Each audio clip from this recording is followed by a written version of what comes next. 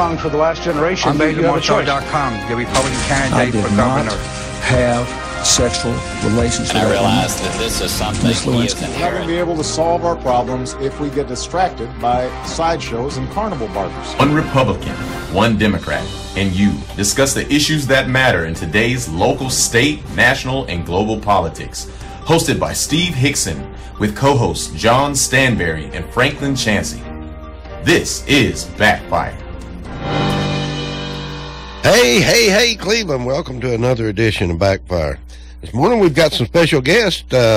Besides our regular John Stanberry, we've got Ashley Ormby and Andy Fickelstaller joining us this morning. Good morning, guys. Morning, Steve. Good morning. Good morning. Andy's a insurance person this morning, expert on insurance, and Ashley's an expert on any legal matters that might be concerning. And now you're taking Franklin's place. Does that mean you're a Democrat? Oh, yeah, I vote Democrat. Okay, all right. Have a chance. Of course, I do vote Republican. All right. All right. Let's get that one out. He's not wrong all the time. That means every now and then you're right.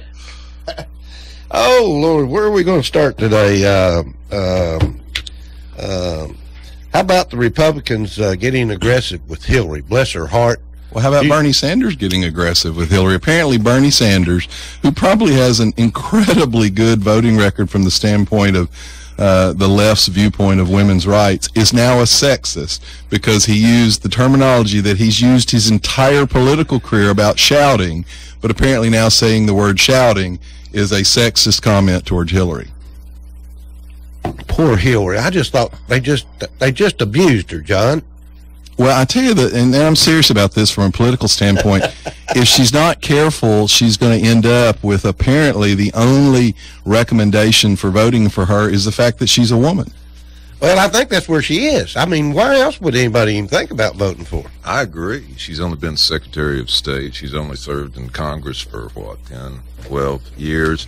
You're right. She's definitely not qualified. Not only that, she was involved in healthcare in the 90s trying to piece things together, and she's seen it up front for over 25 years. You're right. She is not. Well, I'm glad that you're willing to put her record as Secretary of State and her record in the debacle of national Hillary care that's going forward, plus the fact that TennCare was actually written in D.C. by her people and was an abject failure as disclosed by the Democrat government. She headed it up back then. But now my point, failure. But Ashley, my point is not that. My point is actually from her side of the campaign. I'll tell you why in a minute. I'm surprised that she keeps going there. That I'm a woman. You know, she was asked, well, how would you be different from President Obama? Now that's that's a reasonable question. That was in the Democratic debate. Her answer was, well, I'm a woman. So for someone who says she wants everything to be equal and judged on the character of your, content of your character, she certainly seems to be throwing up the woman card pretty regular. Well, I don't see that. I just... Well, Bernie Sanders did. He felt compelled to apologize for using the word shouting, which he's used his entire career. Bernie apologizes for a lot of stuff. Well, Hillary said it is what it is. I guess it was what it was. Well, just so you know, there's a group called Hillary Clinton's Super Volunteers, and they're going to be policing the media, and they're looking for coded sexist words such as ambitious and insincere and polarizing and calculating and disingenuous. Ambitious, inevitable, entitled, overconfident, secretive, will do anything to win, represents the past, and out of touch. Now, according to these Hillary supporters, all of those words are secret coded sexist words. I don't know where you've been reading that, John. Is that from... That's actually from the New York Times. I was thinking it was from one of my favorite websites, makeitupasyougo.com. No, it's from the New York Times. So now that we've corrected that, it's the New York Times. Well, they run stuff through there. Well, what was your opinion of the Benghazi questions and so forth that was asked Hillary? Do you think that the Republicans were too tough on her? Do you think the Democrats were too easy of them? I think when you get into that arena, it's sort of a blood sport. And I sort of tried to listen to it. I was working, but I put it on in my office, and I was saying, I want to hear something. I really want to hear something. And I just didn't hear anything other than just a lot of hot air and bluster. Did you hear the email context that she sent to her daughter right before she told the American public that it was a video disturbance, but she told her daughter that it was an Al-Qaeda-like group that had killed our people? Well, I think she said that, and I No, still she didn't don't say it understand. publicly. Hang on a second, John. Hang on a second. I don't see what that has one way or the other. So you don't mind that she told the Listen, John, Egyptian listen, prime John, minister listen, John, that a please. video had absolutely nothing to do with this, and then for weeks told the public that the video was the whole thing? John, it's That doesn't bother you? John, it's 7:35. Get some air, okay? Well, does that I'm just trying to lying say, like give us a that little doesn't air, give us a bother you little to the air. public? Is that your It doesn't position? bother me at all, because when that happened, there was probably nobody knew exactly what happened. She That- did. She told the I'm Egyptian trying to prime let minister. John. Well, don't John, obfuscate I'm the trying to talk. facts. Please don't interrupt me when I'm trying to talk. All right, Ashley, your turn. Go ahead. Thank I'm you. going to have to ring the bell between turns here this morning. I think at the time that happened, there were 3 or 4 things that could have possibly happened. The video was one. I just don't see where it all came out. It's been fleshed out 7, and it's working on 8 times. I still don't understand where that goes, but that's me. The video, where it went? Or the video, its impact and how it played into the attack. All right, let me read you the actual quote from her conversation with the Egyptian prime minister. Before you do that, can I say one thing? Sure.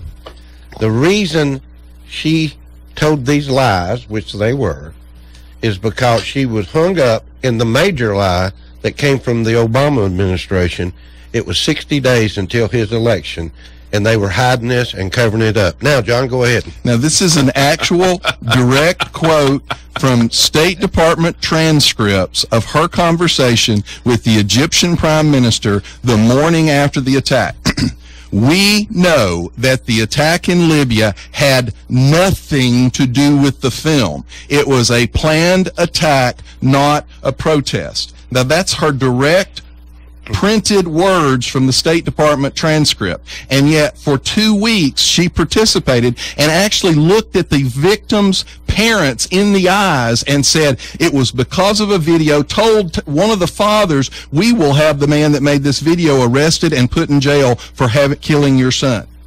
That, if you're not bothered by a government, high government official that blatantly lies to the public, we have really fallen far in this country.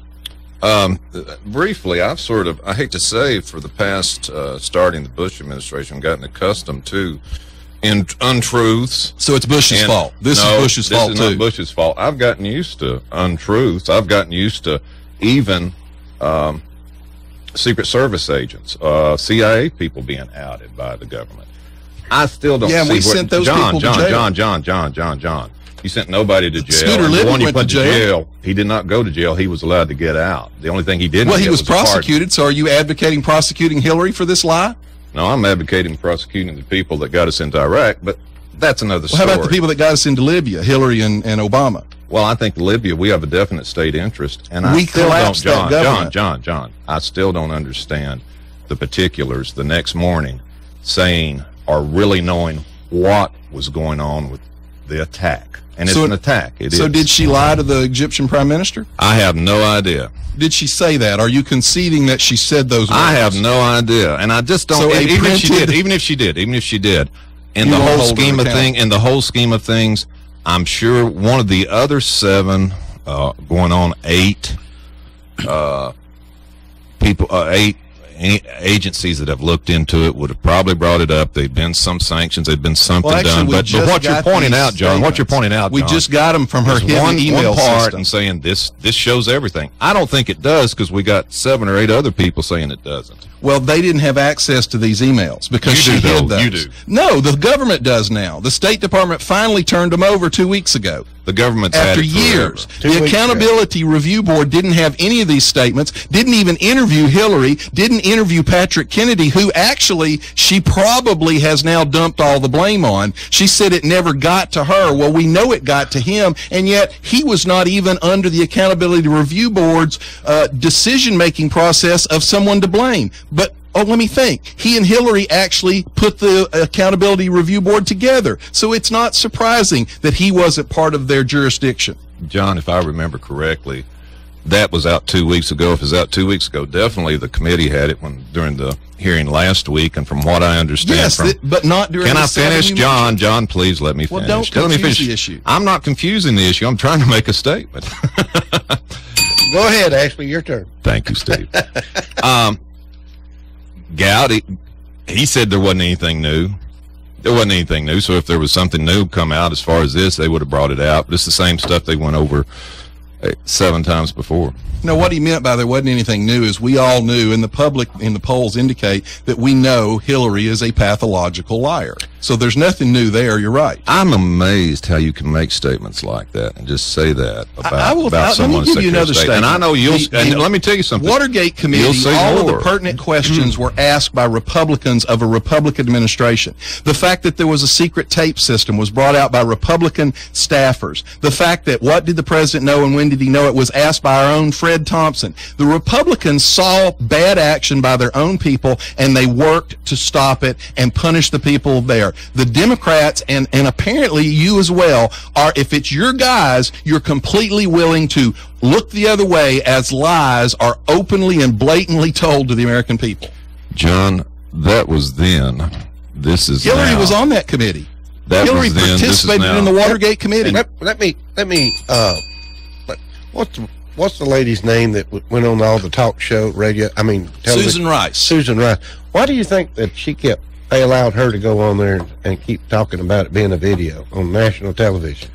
Yeah, I'd like to say that I've got a real good understanding of that. I'm hoping that something would have been brought out during these other 7 or 8 hearings, and they would have discussed this with Miss Clinton under more specific circumstances. But that's what I'm saying. I don't know where that plays in the whole particulars. Yeah, it's something you can talk about. Yeah, it's something you can make a big deal about, but I just don't know where it plays. Well, actually, under one of the previous 7 that you're talking about, the CIA director testified under oath that the video was never part of the intelligence community's assessment, even though the White House is on record as having said it came from the intelligence community. So no less than the CIA director appointed by Obama basically said they lied.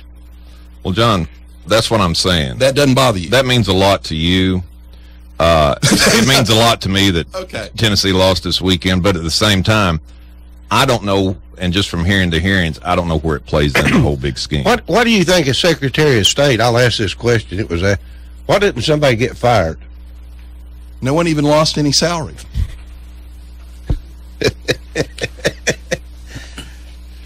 Couldn't find it. Is that the most transparent administration in history and accountability? Nobody got fired. Nobody's been fired for anything.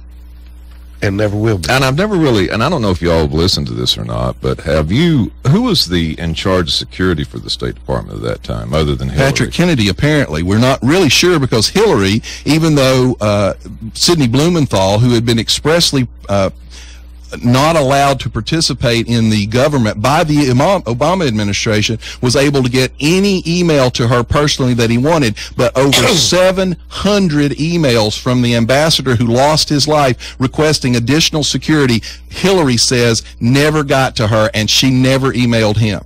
Well, I think that's what we need to look to. We need to check and see who had her email address, her fax number, and telephone number at house, and then trace it back from there. Well, I can tell you, this is what's going to happen. She has probably thrown Patrick Kennedy to the wolves. Now, I think he's to blame, don't get me wrong. He was directly, apparently, if you look at the hierarchy, he was the one that, below her, should have made this decision. But, as I said, the Accountability Review Board, which he actually appointed the members to, never even interviewed him.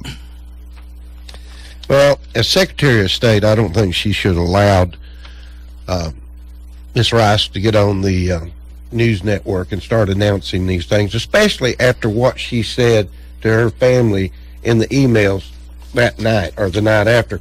Just to allow that to be said on these television shows, that it was definitely this video that caused this, she knew it wasn't. Well, Steve, this is just my thought, and I still haven't been able to find Benghazi as something that really is something I want to look into. It just doesn't seem to interest me. But I'm just saying at that time, she said... The 4 deaths, I mean, we didn't do anything. I'm looking for the 3,000 we got in Iraq. I'm still there. The 4 deaths are horrible. It's a terrible thing. Okay. But I just want to say, as far as her getting out and saying these things, that was still new at the time, and there may have been... This part may have knew what was going on. This part didn't, and it all didn't quite get there. But who was in charge? Should she have been the one?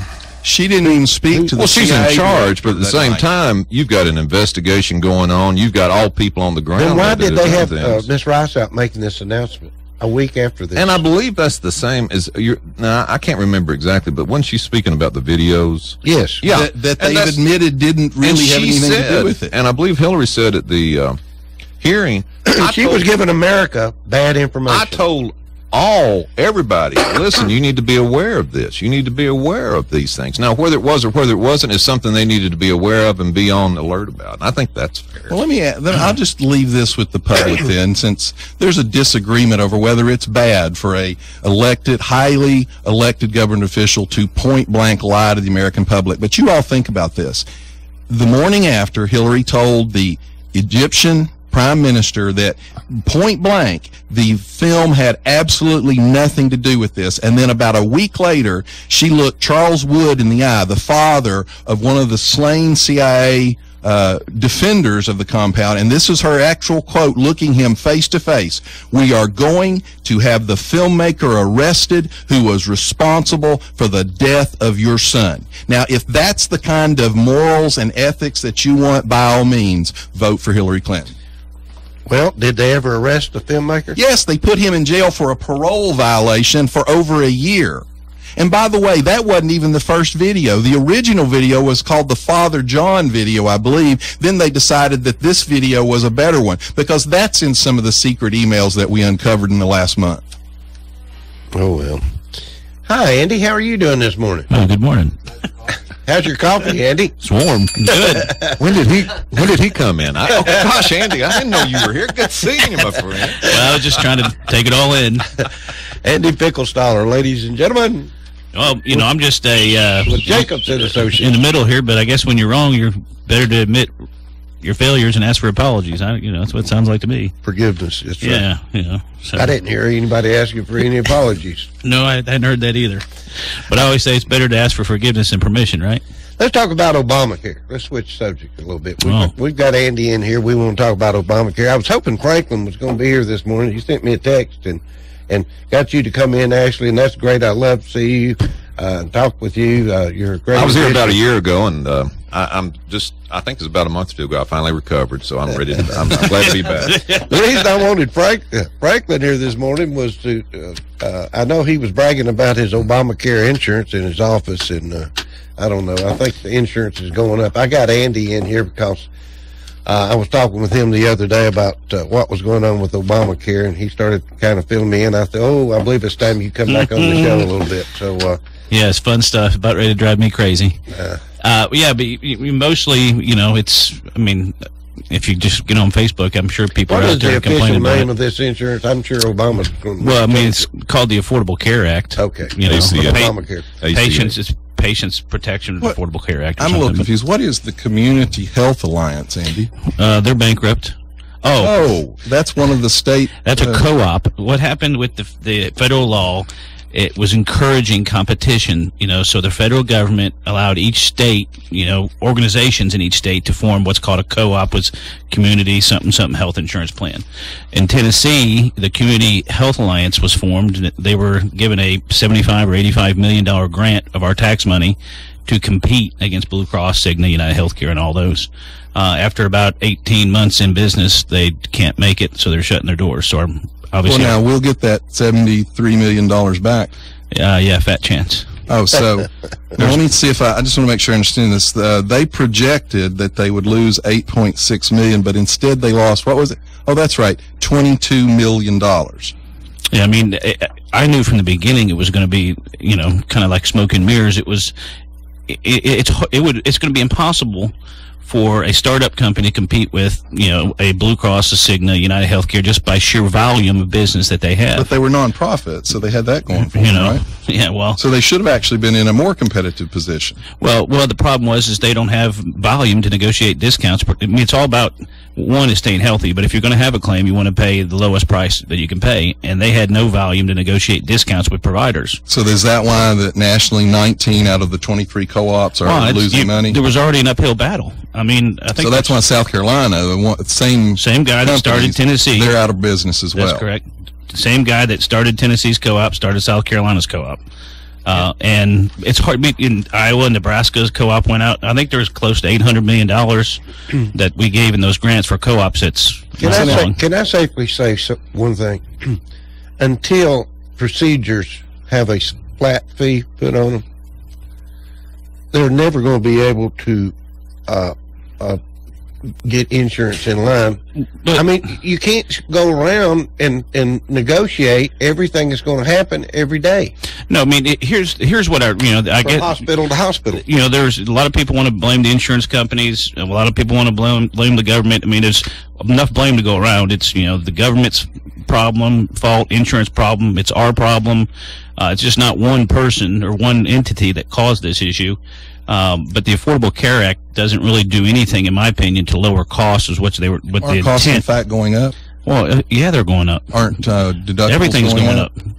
Premiums going up. Weren't we out-of-pockets told are going that this up. would actually lower costs? Yeah, but that couldn't have been true. So costs have gone up, and the taxpayer is out. I think in this program total, they're out $2.3 billion. Well, they put $5 billion into a website that didn't work. But here's what's happened. You have and I don't know the number of still uninsured, but I would guess that the number of uninsured is the same or very close to what we were prior to healthcare reform. Well, in South Carolina alone, 67,000 people and businesses will now be without coverage because this co-op is collapsing. Well, in Tennessee, I think there's 27,000. But the bigger issue is you have, is the healthcare marketplace working for some people? Well, yeah, it's helping for those people that are between 100% and 250% of federal poverty level. They're getting a tax credit. They're getting their percentage of their premium paid. Well, actually, that's another tragedy getting ready to happen. Andy, let me ask you something. And I haven't looked at the Affordable Health Care Plan. I have my own little plan through whatever, and it keeps going up regularly, and I really appreciate that. But I've had a couple of friends that have been able to retire early, because they've been able to get cheaper insurance and they've been able to get subsidies through the Affordable Health Care Plan. They've been able to retire, and they've been able to sort of change their or get their budgets together in retirement because of that. Why is that? Who's paying for it? Well, that's what I'm talking about. You've got, I don't know what the numbers are, 11 million people on individual plans. What happens is, if the way the law was written, if you were between 100 and 400% of federal poverty level, you qualified for a tax credit. The government was going to subsidize your premiums. Not the government, the taxpayer. Well, yeah, the taxpayer that pays money to the government. I'm just saying, if someone's retiring, they've paid money into the coffers, and not only that, the people that are taking their jobs, they're going to be paying money in. So but anyway, go ahead. I'm sorry. But that's what I'm saying. For those people, they don't care what the rates go up because they're capped at a percentage of their income. So if I'm a single tax filer and I'm making between $11,700 and $46,000 a year, I could qualify for a tax credit. In reality, it's probably somebody under $28,000 or $30,000, depending on your age. Well, Ashley's absolutely right. This is generational theft. So some older people who probably actually have more wealth in this country are now going to retire and leave the bill on the backs of the young people. You have not been looking at the same figures I've been looking at. My insurance, Ashley, this year is going to go up 50%. Now, I'm listening to a president who told me that my insurance was going to go down. It's went up every year since this, and Blue Cross Blue Shield has announced a 50% increase. Now, that's on top of deductibles. For example, I will tell you, I'm on the nursing home board. We're talking about their insurance over there. Some of those people make $18,000, $20,000 a year. Guess what their deductible is? $5,000. That makes their insurance effectively a catastrophic plan only, because someone making $20,000, they don't have $5,000 to pay out in a single year. That's the result of this bureaucratic nightmare. And on top of that, what you're talking about, these people that are getting a good deal, well, the IRS is now estimating that 710,000 people who have received subsidies this year did not file a tax return. Well, guess what? You're required to file a tax return. So that 710,000, when they come back this next year, their subsidy will be zero.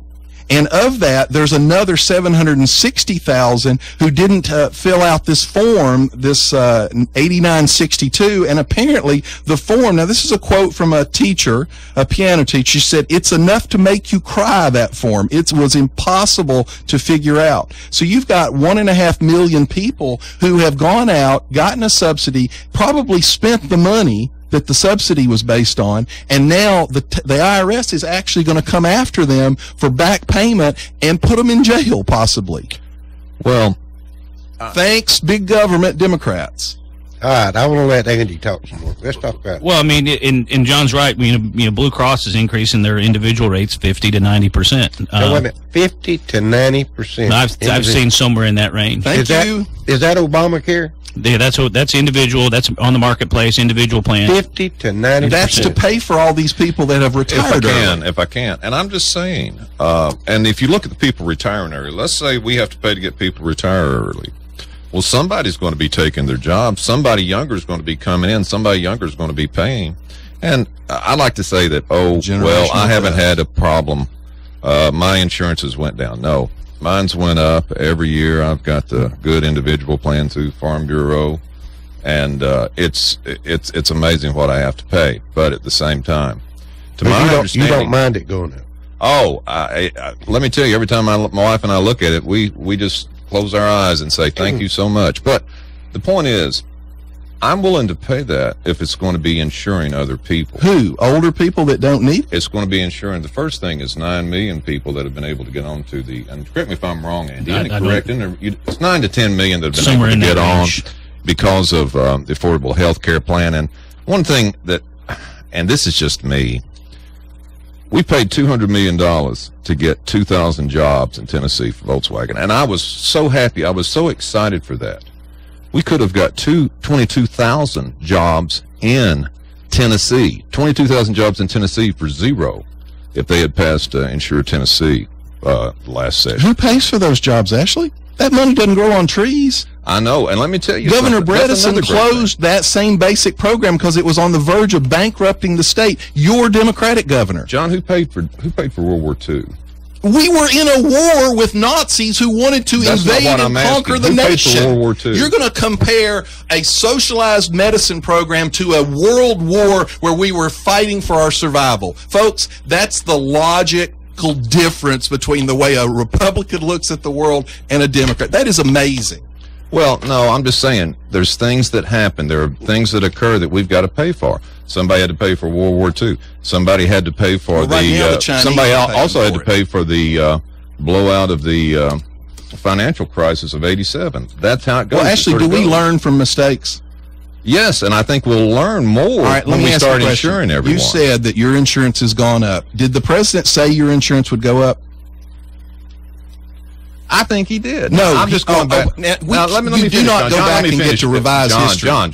He told every American this will lower the cost of your health care. I can't breathe, John. I can't breathe. And you can keep your doctors. You can't revise history, Ashley. I haven't lost to doctors, but I remember him saying it was probably there was going to be some people were going to be going up, and mine's went up. Which is a definition of socialism, folks. Wait a minute. I'm going to take time out here. Andy, let's hear some more about the insurance. Obamacare. Well, it certainly is a hot topic. The problem our healthcare system was already broken, prior to the Affordable Care Act, in my opinion, or maybe it was cracked. The Affordable Care Act hasn't done anything to fix it, in my opinion.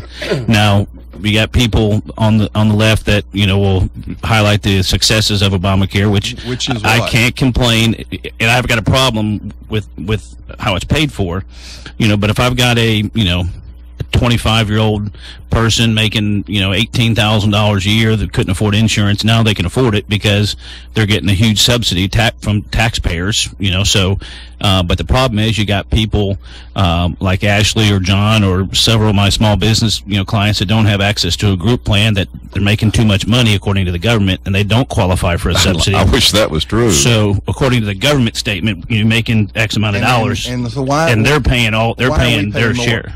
Because you're subsidizing, you're subsidizing the other people. You're bragging about as being a success. So what you've done is like Obama said, you've redistributed wealth. That's what it is. I mean, I was saying for that 25-year-old, it's good for her, but it's not good for everybody else because they're paying her share of the premium, or her share, his share. And if she has no skin in the game, Andy, does she have any real reason to worry about, bad habits like smoking or eating too much? Because it doesn't cost her anything, does it? Well, no. People that are getting a tax credit, they don't care what the rate is because they're capped at a percentage of their income. And they don't care how many times they go to the ER, do they? Because, in fact, the cost curve, not the cost of insurance, but the actual cost of procedures has gone up since this was passed, not down. So you're saying there's a definite correlation between giving people health care and they're going to be smoking more, drinking more? Actually, there is. Tearing up. I can bring those numbers in for you if you want to see. I'm sure you can find some numbers somewhere, and I'm sure I can find something different, but I just don't see the correlation there. Well, the problem is what we have is, it's a huge issue, but we,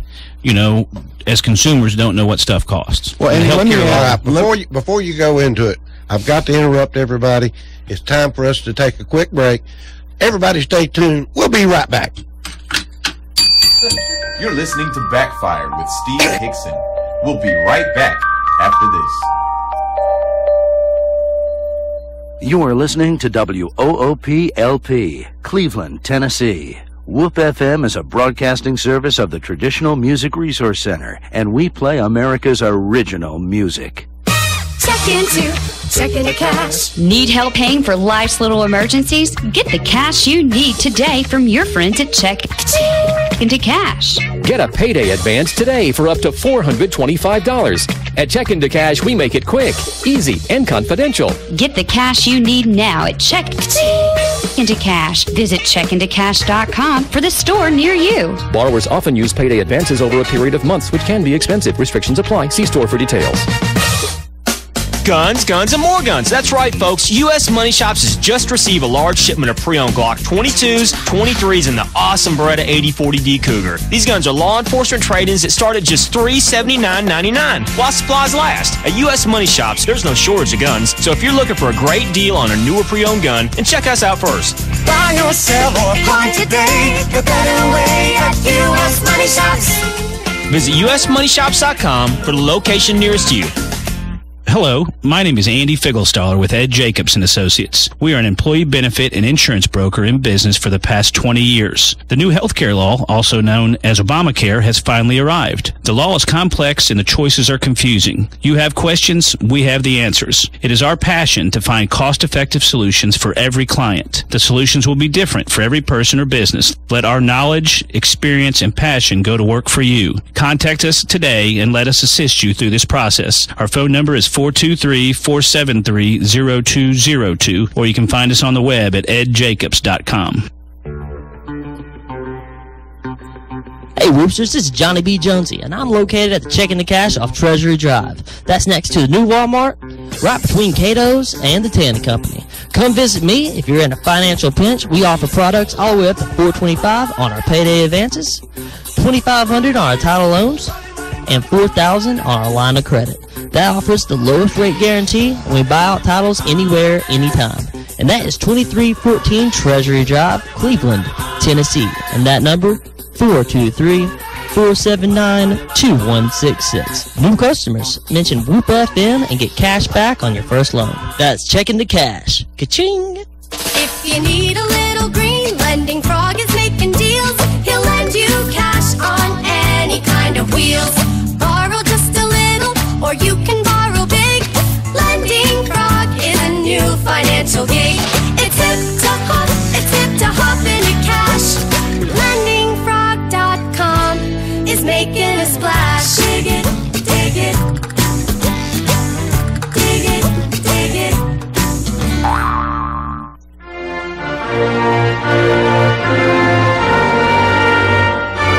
local Cleveland VFW, number 2598, Veterans of Foreign Wars, here in Cleveland, Tennessee at 3370 North Ocoee Street.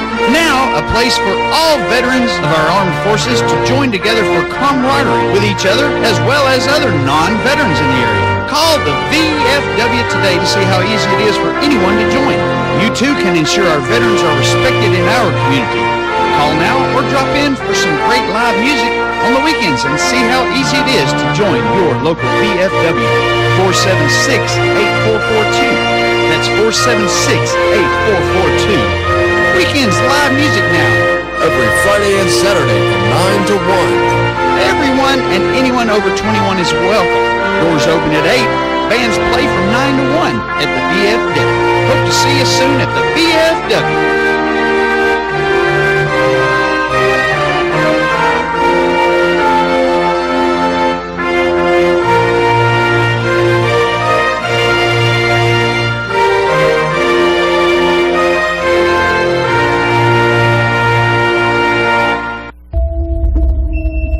Your entire life, you've lived in fear of the gruesome girlie who threatens to chomp your bones if you're caught out after 10 p.m. This Saturday, October 31st, you get to face your fears. Tall Betsy. But don't be late. She'll only be friendly from 7:30 to 8 in front of Craig Miles Hall at the Cleveland Block Party. Take this chance to meet her and greet her so she won't eat you. Saturday, 7:30 to 8, Craig Miles Hall, Tall Betsy. The Halloween you will not forget. You're listening to Backfire with Steve Hickson on Whoop FM. Call 423-614-5553 to join in on the conversation. Now, back to Backfire. All right, I'd like to welcome back Ashley Hornby and Andy Fickelstock and John Stanberry. We're going in round 2 today. Andy, I had you in here to talk about Obamacare, and we have been everywhere with it, but go ahead and continue to fill us in on what's going on in today's Obamacare. Well, for those people that are not getting insurance through their employer, you're buying what's called an individual plan. Right. Those people that are making income within the dollar range the government stated, are getting those tax credit. Those that are making too much money, according to the government, obviously are paying full price and then some. But Blue Cross in our area, Hamilton, Bradley, Polk counties, is by and large the only provider that we have access to on an individual business. I thought we were going to get more access under this. It was supposed to increase competition, but so now we're down to 1. It has decreased competition. Now, Cigna does offer some other plans, but their prices have not been competitive. Their rates were already 30%, 40% higher than Blue Cross's before the increase. So from a cost standpoint, from premiums, Blue Cross had been the lowest, for some time. But it's those individuals, that maybe self-employed people that don't have access to a group plan. Their rates are going up 50 to 90%, and there's not much we can do about it other than trying to raise their deductible, as high as we can get, which means they won't be able to afford to be sick. Right. So then it becomes to a catastrophic plan. But, for those people that are getting a tax credit subsidy, they basically don't have anything to worry about because their costs are going to stay the same as long as they go reapply on the marketplace. And they file income tax. And you've got to file it. You got to file income tax. Filing income tax is great. It is even if if you're married, it's plainly stated. If you're married, you're required to file a joint tax return. So I have some concerns about how the IRS is going to collect. You had mentioned the 1.something million people that got tax credit. This law is when we sign somebody up on the marketplace, there's no red flag. There's no it's going to leave people open, honest people open to misleading and untruths or lying in order to reduce their premium cost. Well, the director of the IRS was asked in a congressional hearing, would he actually consider pursuing imprisonment for people that did not pay this back, and he said yes. Here's the other issue we have, and I'm not sure that how they're collecting people that are uninsured. The IRS starting in January, employers that have over 50 employees have to send every employee what's called a 1095-C.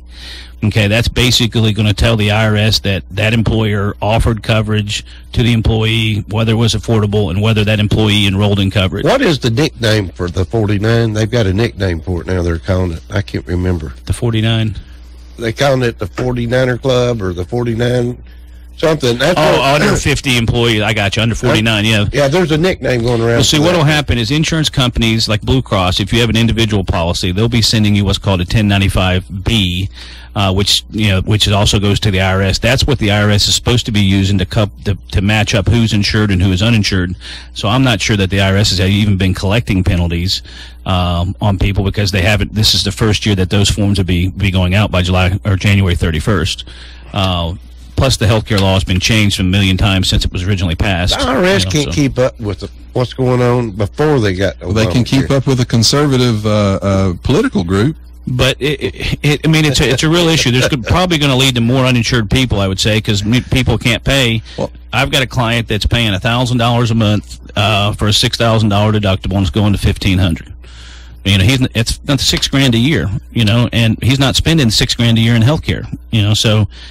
He'll have access to a small employer plan, but some people that don't have access to a small employer plan basically he's going to go just buy a catastrophic plan. Well, that's what he's got now. It's $6,000 deductible, but he owns his own practice, so we're going to end up writing a small Let me ask plan. you a question. One of the interesting things about this is the sort of political dynamic that the president played on as well. That sole employer that works for himself, those kind of people are always labeled as, well, they're the lucky in the economy. Does that guy have a retirement plan? No.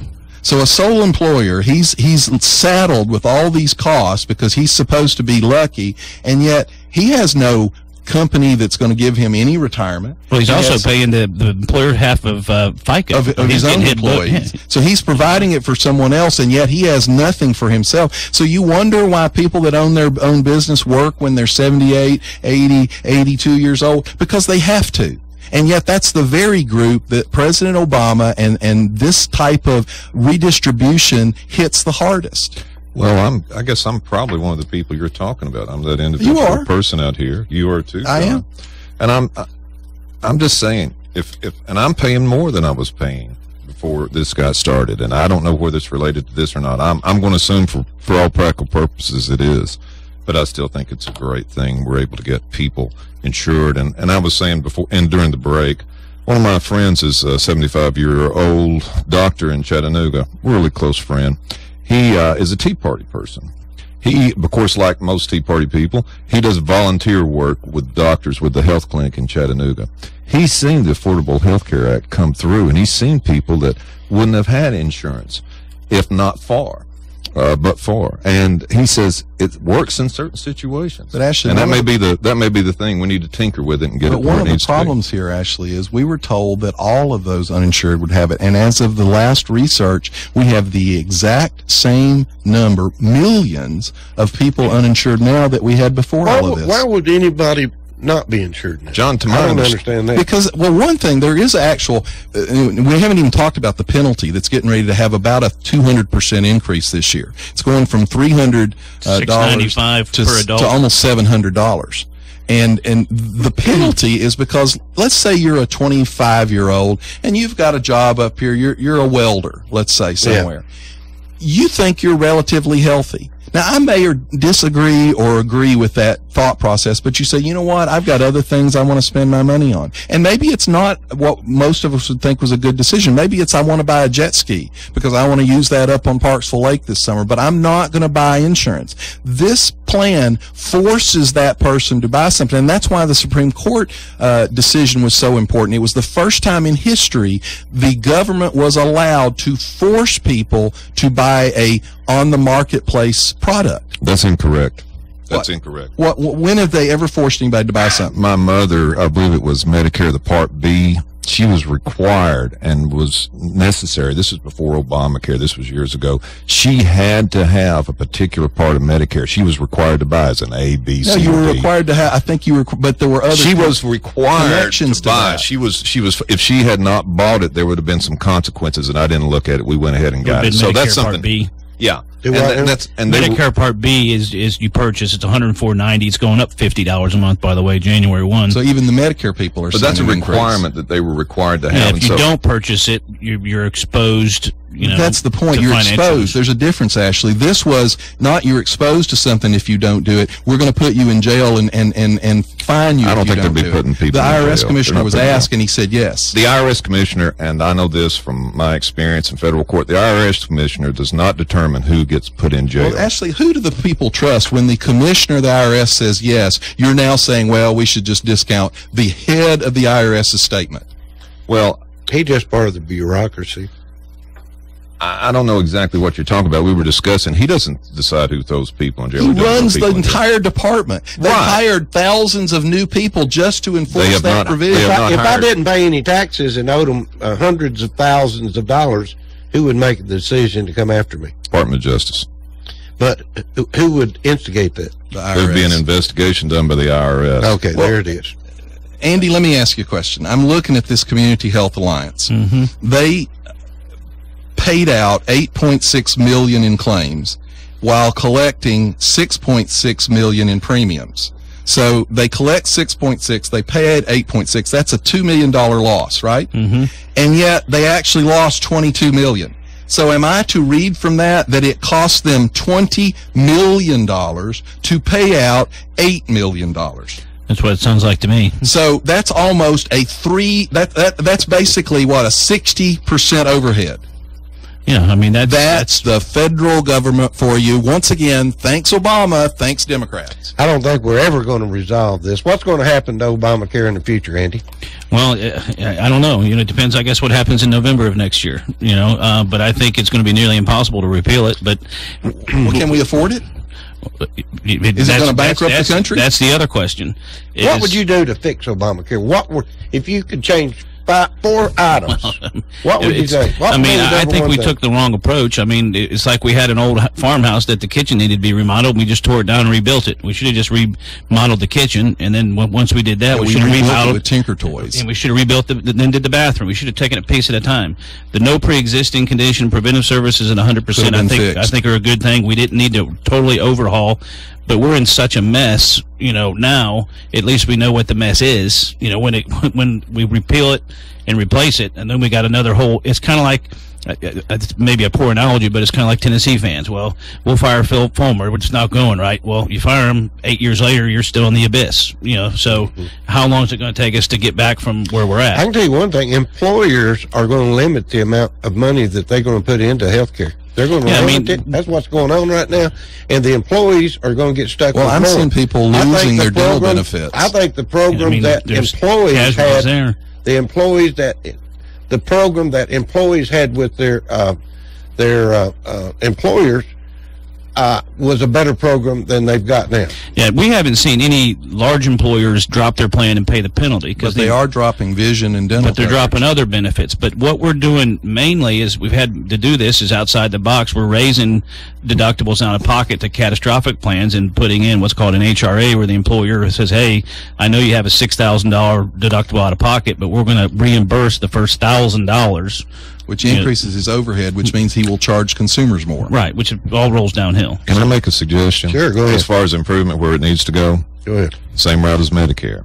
Medicare is efficient, it's low cost, and like we were discussing our mothers earlier, my mother just spent a significant period of time with a broken hip, and it's just a wondrous thing to not, and the amount of time she was in rehab and the hospital, it's a very wonderful thing for her. And I'm just saying, I think that would be the way. Here's a problem with that. I don't disagree, but you're seeing more and more doctors opt out of Medicare because of the bureaucracy and red tape and the low payments. We can use. Do you know what you can use force? Do you know what the cost of Medicare Part A is? If you don't have enough quarters to qualify for Medicare Part A, most people that work 40 quarters, paid in taxes and get Part A for no cost. If you don't, you can buy Part A. Did you know what it costs? Yeah, it's $500 a month. If you don't have enough quarters, you can buy it. We're getting it. Everybody in here has worked enough quarters. but it's expensive. And Medicare, it's an amazing thing. It is working, but here's one problem. It's working right now because we haven't paid all the bills. The average Medicare recipient, I think if I remember it right, will pay in around $121,000. They will draw out about $320,000. That is a collapsing system. I haven't seen anything to say it's a collapsing system. I know you can find something, but I agree with you. I think Medicare is a success, and it's socialist. Not that I'm a big socialist, but the problem when people say socialism is bad, you got more people pulling out than people paying in. So now there are a lot of things at work here. Demographic rate, birth rates are at work here. It takes 2.2 births per female to maintain a culture. Right now, America's right at 2. Europe is from 1.1 down up to about 1.8, and what that means, if you'll think about it a minute, you got 2 parents. They're both working. They're both paying into the system. They have 1 child.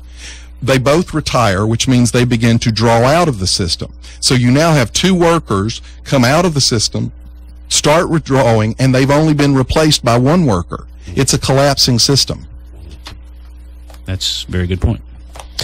All right. I think we can keep going about that. I want to talk about Bob Corker. Came out with a new, is announcing a new bill, I think, or something he's trying to get passed, and it's on sanctuary cities. Are they making it illegal to violate federal law? No, they're doing that. Already legal. Oh, you mean it's already illegal to violate federal law? Well, what he's doing, he's offering an amendment that would have required the Department of Homeland Security to initiate removal of any individual who was arrested for an offense involving public safety and identified as unlawfully present in this country. And that's actually a bipartisan belief. But outside of the White House. I don't know why. I mean, why would what is the benefit of a sanctuary city? Well, I'd be willing to say that, and I'm going to answer this sort of quickly, but go a little bit different. I mean, basically, the administration, they just refuse to enforce the immigration laws we already have. That's one of those complex questions that it's just very, very difficult to answer. I don't have an idea about immigration as something that needs to be fixed. It has to be done by somebody trained. But we've got an immigration problem. We got to get it fixed. I don't know if sanctuary cities are the issue or the problem. I don't know. Do you think the rule of law is a problem? Oh, the rule of law is always. So you think laws in general should be upheld? Oh, most definitely they should. But at the same time, there has to be a proper discretion thrown in so it doesn't just completely clog or no. Actually, who gets to make that decision then? Can I make that decision personally? Because I personally don't like some of the IRS laws. So do I get to just disobey them? Oh no, and nobody. But a mayor in San Francisco gets to. No, but at the same time, if you can't enforce a particular law and you can't do something, and you've got 11 million people here in this country, what are you going to do? Now, see, run them up to the border and say, "We love you." Always do that. Nobody's talking about 11 million people. We're talking about actually a very small group of people. Okay. They're called elected officials who don't follow federal law. It's a very small group of people. Don't you think elected officials who are representatives of the government should be held to the standard to actually obey current, legally passed and signed into law? I think if an elected official has a law in front of him and he's got 11 million people and you can't pick them up, I'm trying to finish. You can't pick them up. You can't take them to the border. You can't do something. You've got to come up with a solution. Actually, the solution in San Francisco for Case Finally was simply to turn that guy over to the U.S. Marshals Agency. Why didn't they do that? He'd been deported 5 times. And the U.S. Marshals Agency put in a request for him, and the elected officials in San Francisco said, nope, not going to give him to you. And they turned him loose, and he killed her. My experience has been, at least in Chattanooga, if the marshals want someone, they generally go about the business. You're right, in Chattanooga. The problem is the Chattanooga officials cooperate with them. And I'm just assuming the same we're not goes a sanctuary Chattanooga city. The same as any place else. Not in a sanctuary city, Ashley. I mean, you're an officer of the courts. You know laws have to be obeyed. And yet you're defending elected officials not obeying the law. Well, I don't know how you can effectually obey this law, and I don't know how then you're going to get I don't know how you're going to get elected. That's what I'm saying. something needs to be done. We need to come up with some sort of solution rather But than... in the meantime, do they get to disobey it? Well, I don't know. I'm not necessarily sure how they enforce it. Well, the administration, Corker made the comment he's been very critical of the administration for its refusal to enforce our nation's immigration laws. Why don't we just try to enforce the laws we have? Well, the Republicans... And maybe we wouldn't have... How many the people Republicans we had here? 11 million. 11 million. Well, here's my, I know a lot of people, even in this community, that are here illegally, but they're hard workers. They do, they're trying to do the right thing. 1 million legal immigrants in every year. But the ones that are here illegally that are troublemakers, we need to get those out of here. How hard is it? No question. Well, Ashley, let me ask you a question, because the Republicans put forward a measure that you said you don't know how you enforce it. They were going to cut off federal funding to cities that don't obey immigration law. What's wrong with that? That's a way to enforce it. Well, Ashley, what you said, let me go this. This is Corker's bill that he's proposing, S-2146, okay? One of my favorite bills. Anyway, an amendment that would require the Department of Homeland Security, DHS, to initiate removal of any individual who was arrested for an offense involving public safety and identified as unlawfully present in this country. I believe that's on the books, because I remember years ago, I was seeing people, ICE was coming in and taking people out of here. Well, if that happens, Department of Homeland Security, they get sent to Department of Homeland Security and get sent back. Is that? All right, but wait a minute. Let me interrupt, though, Steve. There's some context here you have to understand. That says that the Homeland Security Department will initiate removal. They did initiate removal in Kate Steinley's murderer's case. They asked the city to hold him while they came and got him. That's the issue that we're actually trying to discuss, that Ashley probably doesn't want to discuss. The sheriff in San Francisco, instead of holding him, released him before the federal agents were able to get there.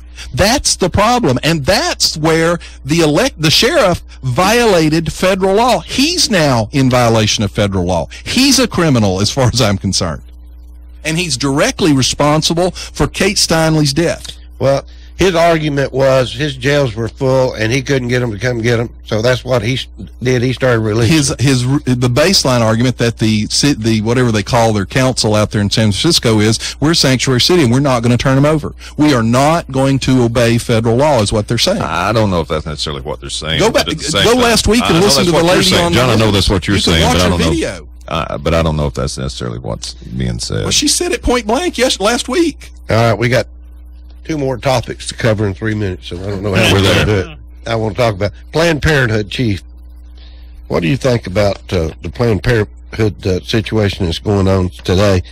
Do you think Planned Parenthood was wrong in anything, or do you think that they're just trying to get the Planned Parenthood? They're coming against them because they don't believe in abortions. Abortions is what? It's less than 1%, or maybe 1% of what Planned Parenthood does, to my understanding. So I don't know. Actually, there's been some lying on that count too. The Democrats have regularly, and Planned Parenthood has regularly said that they perform mammograms. They actually don't perform a single mammogram in any Planned Parenthood community or any. They refer it, yeah. Anyway, the director said that Planned Parenthood only sells a small amount of fetal tissue and recoups only reasonable expenses as allowed by the law. Well, let me tell you what that percentage of 3% is too. I don't want to say it's a lie. It's technically not a lie, but here's one of the things that happens. A woman comes in and she gets an exam, and that's charged out. She gets a pregnancy test, and that's charged out. And then she is found to be pregnant, and so they perform an abortion. Just on her procedures alone, abortion is only 33% of her treatment. But yet all the other 2 things all were leading up to the, in fact, performed abortion. So that is a manipulation of mammogram facts. leads up to an abortion. They don't do mammograms. There you go again. They don't do any mammograms. Do it, but the cost of it, to my understanding, no, they is charged off. All they do is give a referral. Oh, they refer it and it's charged off through Medicare, to another company. Right. They don't even have they have no mammogram machines in a single Planned Parenthood community in this country. Plus, those are covered at 100% under Obamacare. Yeah. So there's no cost on that either. So why do we even have Planned Parenthood? Why Well, Planned Parenthood is only... I think that's the partisan part we're talking about. That's why it's basically nothing or a small part of whatever they are. They are the else leading abortion provider in this country. And at the same time, whatever work they do is a very, very small amount. The rest of it, I think you have to say, being able to refer people for mammograms, other things for women is a great thing. Why don't we give the money to the companies doing the mammograms? I think we need to keep what we got doing, and they seem to be doing a decent job, and understand it and relate that this probably doesn't have anything to do with whatever hearings are going to be happening. Here's you talk about bipartisan. The Republican proposal on this, now Planned Parenthood is only about 2%, a little over 2% of all women's health services in this country. So all the Republicans said is, we're going to take the $500 million that we give to this controversial organization, and we're going to simply give it to other organizations that are not controversial who perform women's health services. So not a single dollar was going to be cut from women's health services. So when the Democrats pile up on this is purely about protecting their sacred cow of abortion providing Planned Parenthood. Planned Parenthood is making plenty of money. Why they sent $30 million over. I don't know that they're making a lot of money, Steve. And at the same time, their services, to my understanding, are directed toward low income. But they're making money. Yeah, you know why that is? I'm glad you brought that up. They're directed towards low income because 80% of their clinics are in minority districts, which is exactly what Margaret Sanger, who, when she said the Negro race is like a weed to be plucked from the garden, that's exactly why she set them up in minority neighborhoods, because she was a raving racist and eugenicist. Well, for whatever purpose, I think there's a need. For whatever purpose, okay. For whatever purpose, you can look at whatever you. Raving racist and eugenicist. If you've got a raving racist that's trying to help out a particular low-income area, well, if the racist by whatever, weeding you got to them look at out. Yeah. All right, let's change the subject. We're out of time, but I still got to bring this up. Republican debate tonight. Yeah, it is tonight. Tonight. What do you think's going to come out of it? I think it'll be interesting to watch what Trump does, because he is, if you go back and look at the montage of how much he thinks about the polls, it's apparently now the polls aren't quite supporting him. So it'll be interesting to see. He didn't understand why. Yeah, what he does. It'll be interesting to see what the other people do. And I'm like Hillary. Hillary, the polls. You look at the polls where Hillary's showing she's really improved. I think it's all fictitious. But Steve, a week ago you were bragging about the fact that he was on top of all the polls. No, I'm bragging about him now. I think he's going to. But that's my point. So when he's on top of the polls, we brag about him. When he's not on top of the polls, we brag. Steve, I don't watch the Democratic debates, but I watch the Republican. Why? Because I go up to my mother afterwards and say, "Mom, you remember all those things you told me not to do? See that guy there with the yellow hair? He does everything you told me not to do. Look what he's doing." So. Well, actually, I'll agree with you. He's not my choice. I will say, Rubio. He's not my choice. You're going to be backing up on that when he's there, and you're saying he's my man. Our choice now. I didn't say I wouldn't support him. What I said is he's not my choice. I know. I'll support him. Yeah. Well, it's like on Morning Joe, Mika Brzezinski said, "Well, I think Hillary's really kind of basically dishonest and a liar. Of course, I'll vote for her." Yeah. I look to Mika Brzezinski. Yeah. Is there going to be much of a debate tonight? Yeah, I think it will, because I think you've got some people that have to come out of that. Carly Fiorina has done really, really well based on her debates. She's got but she's fell off because she hasn't had the attention. So I think she'll be pushing hard. I think Marco Rubio probably senses that he's eclipsing Jeb, and I think he'll push really hard. I think one that you're going to have to keep your eye on is Cruz. Cruz is actually incredibly articulate, puts together a really good discussion when he has it, and he's actually probably more positioned to pick up people falling off of Carson or Trump. John Kasich, for whatever purposes, he got the speech last night, and not saying that I would vote Republican in this race, but if it came down to it, I could talk myself into voting for him. Kasich probably is the Democrats' favorite Republican. No, I think you're right. I think Kasich will come on strong tonight. I think he's going to come on very strong. And I think Carly's going to come on strong tonight. She's going to be pushing She's hard. good at this. She is good at it. And, I think Trump will come on strong again tonight. He's not good at it, though. No, I think he's going to come out with a few surprises tonight. He's like a bull in a china shop, but I think I'm not very political one way or the I don't get involved with it, but I think most Americans, I know me anyway, I'm tired of regular politicians. Traditional politicians. I want, back, 100 years ago, they still call it service today, but, people were leaving their farms. It means nobody was working their farms, so they could go up there.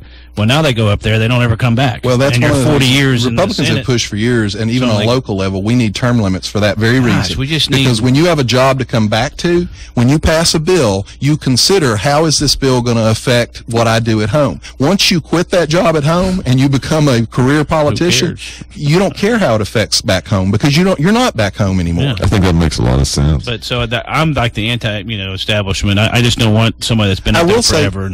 I will say one thing. As you all watch this, I want to tell you all something happened yesterday, and you think about this next presidential election.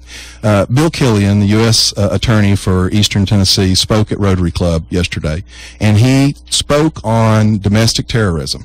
In this presentation, PowerPoint presentation, he was able to mention the Aryan Brothers. He was able to mention the Ku Klux Klan. He was able to mention, he did mention a liberal group, Earth First, which is a radical environmental group. But in the entire presentation, he never uttered the word Islam, Muslim, or radical, ISIS terrorist, Al-Qaeda terrorist. So, U.S. Attorney gives a presentation on domestic terrorism and doesn't mention the #1 domestic terrorism issue in the world today. I bet you brought it up to him, didn't you? No, I asked about Lois Lerner and how she could plead the Fifth and no. By the way, the same attorneys that decided there were no criminal offenses in Lois Lerner are also defending the IRS in the court cases with these same groups, the victimized groups. But there's no conflict of interest there, folks. Ashley Hornby, I want to thank you for coming in. It's always good being here. I hope to see you next year after I go to the little room where they have nice people and furry animals. Hey, and you're always welcome to come back. Andy Picklestaller. Well, I appreciate the opportunity to be in the middle. If anybody wants to understand insurance, you can call Andy Picklestaller at Jacobs and Associates. He's the #1 insurance guru in this town, I believe. Yeah. John, good to have you again this week. Thank you for all you do. Everybody, have a great day. Everybody, watch the debate tonight. You might learn something. Bye-bye. You've been listening to Backfire with Steve Hickson, John Stanberry, and Franklin Chansey.